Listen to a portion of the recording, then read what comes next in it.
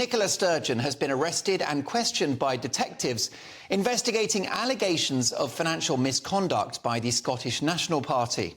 Sturgeon, who quit as Scotland's First Minister and SNP leader in March, is the third person to be arrested as part of Operation Branchform, the Police Scotland investigation into allegations that the party misspent more than £600,000 in donations for an independence campaign. The force has said that Police Scotland detectives were interviewing Sturgeon as a suspect. Now, the former First Minister protests her innocence and says she's confident she's done nothing wrong.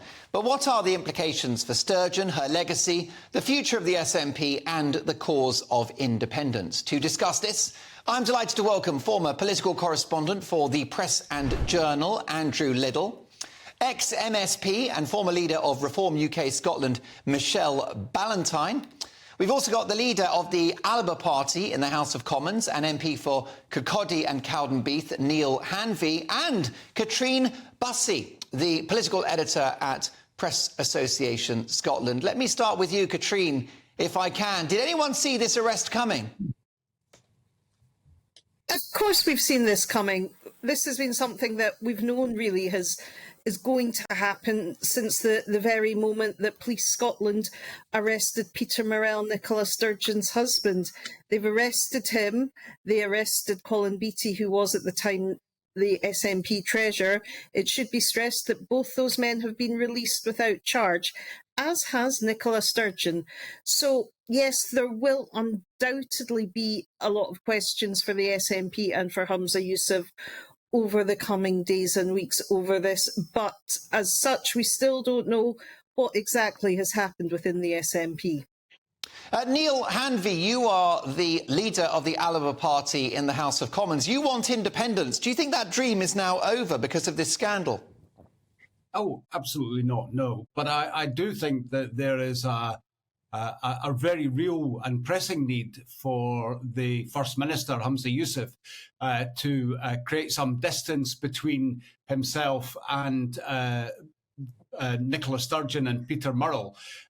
This has been a very regrettable episode, and, you know, without getting into any of the details, which of course we're prohibited from discussing, there is a real need to decouple the SNP, its leadership, from the direction of the independence movement. That's something my party have been calling for quite some time.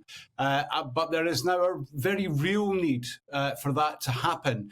We now have the reverse of the situation that existed prior to the last independence referendum, where support for the SNP under Alex Salmond was somewhere around 50% and support for independence in the 30s.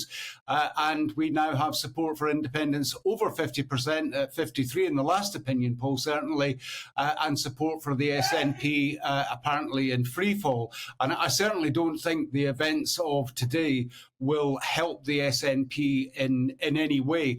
And that's not even before we begin to discuss some of the very serious problems that they're facing in government in Scotland, particularly as the partners in the Butte House Agreement, the Green Party, continue to drag them off in preposterous directions under policies that are ill thought out and even worse in their implementation. Let's now get the views of the former MSP and ex-leader of Reform UK Scotland, Michelle Ballantyne. Michelle, what do you think this means for the future of the SNP? Well, obviously, a lot will depend on where the investigation eventually goes.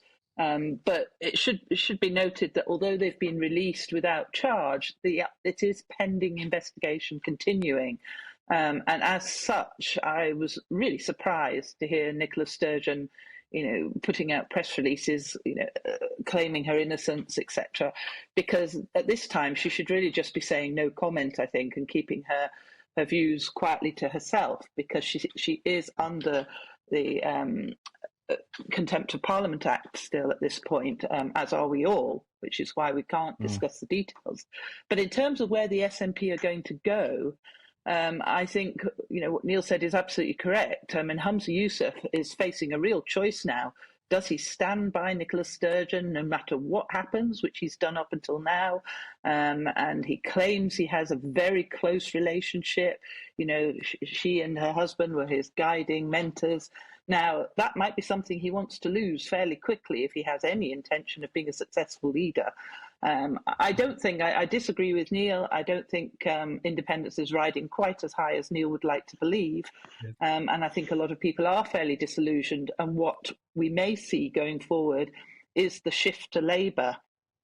Because the SNP were the new version of Labour, if you like, in Scotland. But a lot of voters may well go back and vote Labour.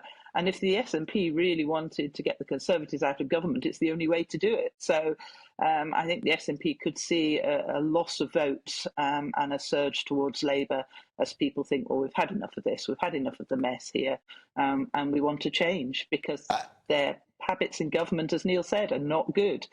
They don't have much to their credit in terms of a government. Neil, I'll come back to you in a moment, but Andrew Liddell, you are Edinburgh-based. How is the news being received in Scotland? Well, I think, as Katrine said, this was kind of expected. So it's not a kind of a huge revelation, but nevertheless, I think there is a sense of shock and indeed, I think, a sort of reckoning among people in Scotland. This is the second former First Minister now who's been arrested.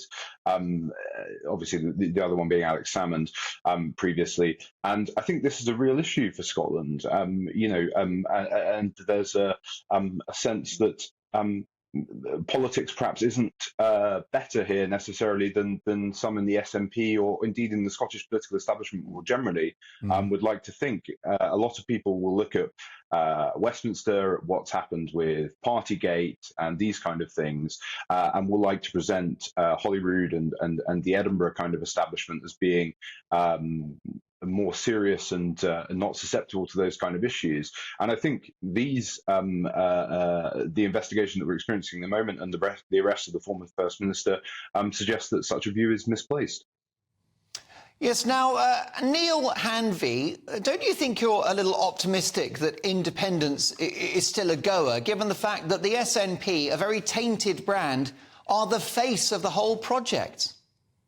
Well, and that's exactly the point that I'm making, Mark, which is that we decouple the independence movement. How can you? Well, it's quite straightforward. The independence movement established itself in a summer of optimism, in 2014, and the SNP. It's always winter in Edinburgh.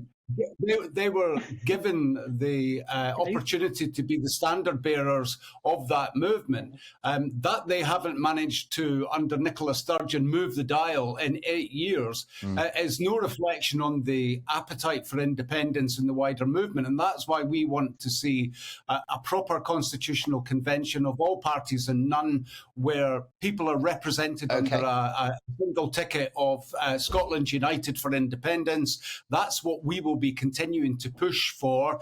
Not only is there an appetite for it, but there is continuing energy for it. We still have yes shops, as they're commonly known, up and down the country where campaigners are determined to see the constitutional change that Scotland requires for it to see its potential economically and socially. Michelle, there's no let up in this at all.